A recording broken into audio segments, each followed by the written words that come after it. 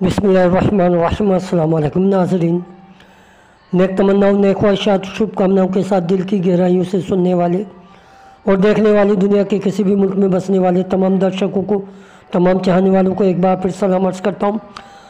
तो फ्रेंड्स, आज हम बात करेंगे स्टेबल कोइन की, जीसीवी वैल्यू की, कांस्टेंट वैल्यू की। तो दोस्तों, ये इस वक्त दुनिया में जो डिजिटल करेंसी बनने की बातें हो रही हैं, जीसीवी वैल्यू की बातें हो रही हैं, स्टेबल कोइन होनी चाहिए एक ऐसी कि जो पूरे सिस्टम को डिजिटल करेंसी के तौर पर कवर अप कर सके। आज पूरी दुनिया स्टेबल कोइन की बात कर रही है। आज दुनिया की super power America stable coin के कानून को पास कर चुकी है। तो उसके पीछे क्या वजूहत है, क्या रीज़न है, क्या इक़दाम हैं कि जिसकी वजह से ये सब कुछ किया जा रहा है। दोस्तों, आप ये बात अच्छी तरीके से जानते हैं कि सन 2009 में बिटकॉइन लॉन्च की गई थी, जो दुनिया की पहली क्रिप्टो करेंसी थी।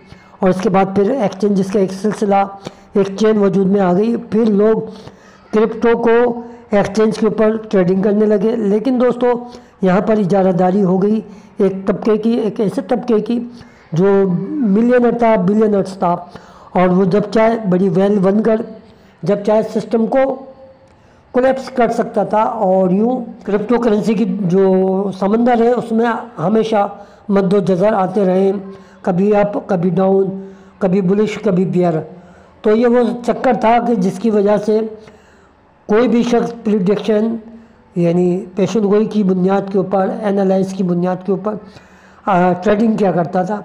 लेकिन अब दुनिया को एक ऐसे सिस्टम की ज़रूरत थी जो इंसाफ पर, मसावात पर, बराबरी की बुनियाद पर पूरी दुनिया को डिजिटल करेंसी के तौर पर मुतारिफ़ कराया जा सके।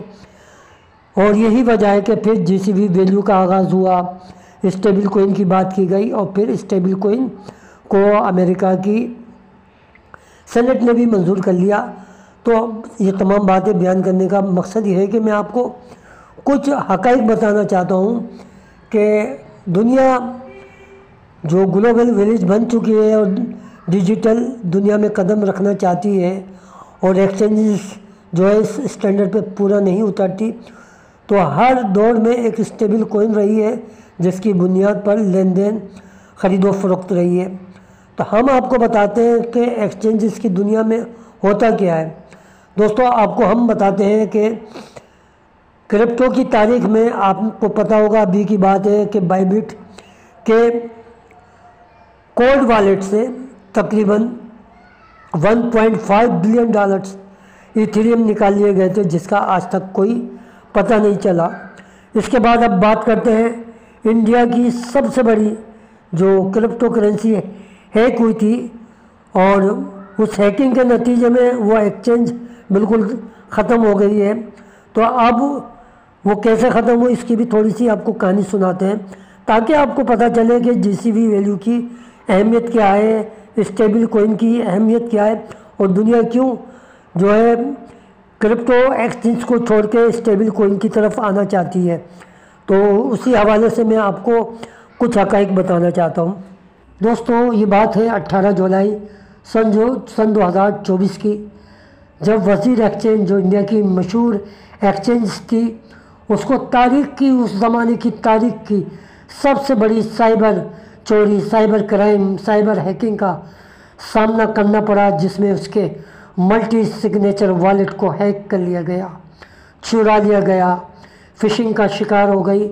और तकरीबन 234.9 मिलियन डॉलर, जो इंडियन रुपीस की बात करें, INR की बात करें, तो तकरीबन उस वक्त 2000 करोड़ रुपए हैक कर लिए गए, चोरी कर लिए गए। और उस वॉलेट से सिर्फ लेन देन की इजाज़त जो थी वो लेमिनल वन की थी, जो एक कंपनी थी सिंगापुर की, और उसकी मंजूरी के बगैर कोई ट्रांजैक्शन नहीं हो सकती थी। क्योंकि मल्टी सिग्नेचर वॉलेट का मतलब ये होता है कि अगर 3 से ज़ायद या 3 आपके पास की फ्रेज़ मौजूद हैं, और तो एक फ्रेज़ से ओपन भी कर लिया जाए, तो बाकी जब तक 2 की फ्रेज़ ना डाली जाए तो वो वॉलेट ओपन नहीं होता। लेकिन ऐसा हुआ क्योंकि वज़ीर एक्सचेंज ने इल्ज़ाम लगाया लेमिनल वन के ऊपर कि आपके इंटरफेस सिस्टम से ये चोरी की गई है, तो आप इसके ज़िम्मेदार हैं। और फिर मुकदमा दायर कर दिया गया लेमन वन के ऊपर, और फिर लेमन वन ये मुकदमा जीत गई और मुकदमा खारिज कर दिया गया, क्योंकि मुकदमे में ये बात साबित नहीं हो सकी कि इस सिस्टम को हैक करने वाले जो थे लेमिनल वन थे। हालांकि लेमिनल वन कंपनी वो कंपनी है जो P142 ज़ैप पे वज़ीर एक्स और भारत की CBI जैसी सरकारी एजेंसियों को खदमात फराहम करती है। तो लेमन वन ने इल्ज़ाम लगाया कि जो हैकिंग हुई है, जो फ़िशिंग हुई है, उसके अंदर वज़ीर एक्सचेंज के अपने मुलाजमीन शामिल हैं। अच्छा, मज़े की बात यह है कि जो हैकर था उसने जो इंटरनल जो ट्रांजैक्शन थी, वन वे ट्रांजैक्शन, उसको बंद करके तमाम जो एसेट्स हैं उसको हैक कर लिया, और फिर जो वज़ीर एक्स है अपने तमाम असासों से महरूम हो गया। और इसकी इंक्वायरी के लिए उस ज़माने की मशहूर ऑडिट कंपनियां भी बुलाए गए, ऑडिटर बुलवाए गए, जिसमें मैंडेंट और ग्रांट थॉर्नटन ऑडिटर ने इस सिस्टम की इंटरनल और एक्सटर्नल सिस्टम की जांच पड़ताल की, लेकिन किसी भी अंदरूनी चोरी या कमज़ोरी या किसी किस्म का कोई भी सुराग या सबूत नहीं मिला। तो लोगों की मुख्तलिफ राय है कि सोशल मीडिया पे कुछ लोग शक कर रहे हैं कि अंदरूनी मिली भगत या फिशिंग हमला हो सकता है, मगर अभी तक कोई सबूत नहीं आया। जिस तरीके से बाइबिट का आज तक पता नहीं चला, इसी तरीके से इस एक्सचेंज पे होने वाली चोरी का आज तक नहीं पता चला। तो इस तरह की जो हैकिंग साइबर क्राइम है, तो उसे कौन कर रहा है ये आज तक कोई नहीं जान सका। तो ये एक्सचेंज की दुनिया जो है इस किस्म की दुनिया है जहाँ पर कभी भी कुछ हो सकता है, और यही वजह है कि दुनिया अब ये सोच रही है कि कोई ऐसी क्रिप्टो करेंसी होनी चाहिए, स्टेबल कॉइन होनी चाहिए, या उसकी कोई ऐसी वैल्यू होनी चाहिए जो तमाम सिस्टम को डिजिटल दुनिया में जब ये राइज हो तो कवर अप कर सके और किसी हैकिंग का शिकार ना हो, और इन तमाम स्टैंडर्ड के ऊपर आपकी जो पाई है वो पूरी उतरती है, जिसे ग्लोबल कॉन्सेंसस वैल्यू की हैसियत से पूरी दुनिया में मुतारिफ़ कराया जा रहा है। कि एक न्यूज़ क्रिप्टो करेंसी के हवाले से ज़ेर गर्दिश है, और ये जो न्यूज़ है इसका ताल्लुक़ पाकिस्तान से है, और पाकिस्तान की एक बहुत मशहूर शख्सियत जो इस वक्त पाकिस्तान की नायब वज़ीर आज़म है, उनके बेटे के तकरीबन $100 मिलियन जो है क्रिप्टो एक्सचेंज के अंदर डूब चुके हैं। कैसे डूबे हैं कुछ पता नहीं चल रहा, और ये भी नहीं पता चला कि एक वज़ीर के पास $100 मिलियन कहाँ से आए, कैसे आए और कैसे डूब गए।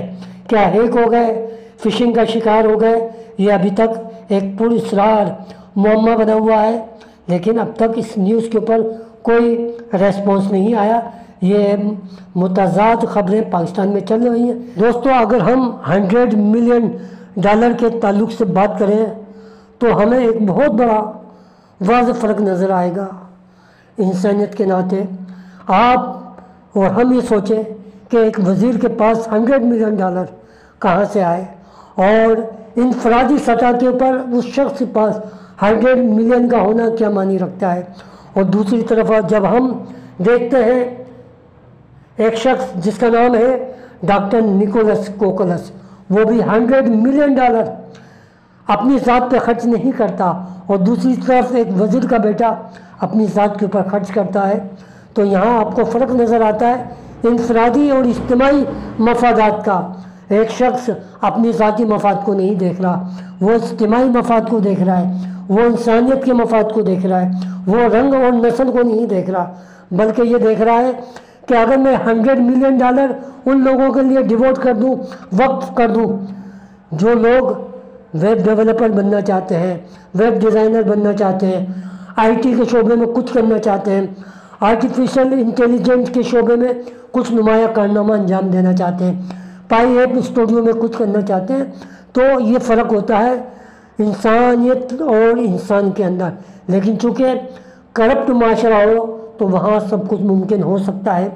तो अगर यही वज़ीर का बेटा पाकिस्तान के अंदर 100 मिलियन खर्च करता है इंफॉर्मेशन टेक्नोलॉजी में, तो कई लोग बरसरे रोज़गार होते हैं, नाम कमाते हैं। बल्कि जो 100 मिलियन उसने एक्सचेंज के ऊपर लगाए, तो अगर यही है पैसा पाकिस्तान में सरमायाकारी करता, पाकिस्तान में लगाता, तो उसका पैसा मल्टीप्लाई होता। लेकिन क्योंकि नीयत अच्छी होती है तो मंजिल आसान होती है, और ये उसका पैसा डूब गया। और दूसरी तरफ डॉक्टर निकोलस कोकोलस सर हैं, जिन्होंने पाइन नेटवर्क के अंदर इतनी बड़ी इन्वेस्टमेंट की, और किस लिए की, ताकि तमाम लोग माशी फिक्र से आज़ाद हो जाएं, माशी जो गुलामी है उससे आज़ाद हो जाएं, और उस सिस्टम से निकल जाएं जिस सिस्टम ने तमाम लोगों को माशी गुलाम बनाया हुआ है। ये फ़र्क होता है उस सिस्टम का जिसे हम डिजिटल क्रिप्टो करेंसी कहते हैं, जो दुनिया में राइज होने वाली है। और GCV वैल्यू उसी की तरफ एक इशारा है, और वाज़ा इशारा है कि $3,14,159 अगर एक पाई की कीमत होगी, और जिनके पास होगी, जिन लोगों ने इसे पाई वॉलेट में संभाल के रखा होगा, वो फ्यूचर में भी इंशाल्लाह इंसानियत की ऐसी खिदमत करेंगे जैसा कि डॉक्टर निकोलस कोकोलस ने $100 मिलियन लोगों के लिए डिवोट किए।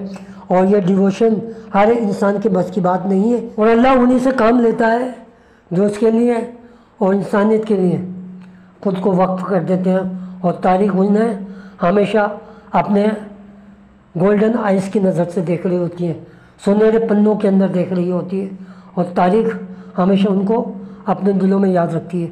तो दोस्तों, आज की वीडियो अगर आपको अच्छी लगे तो लाइक कीजिए, कमेंट्स कीजिए, सब्सक्राइब कीजिए, और हमेशा अपनी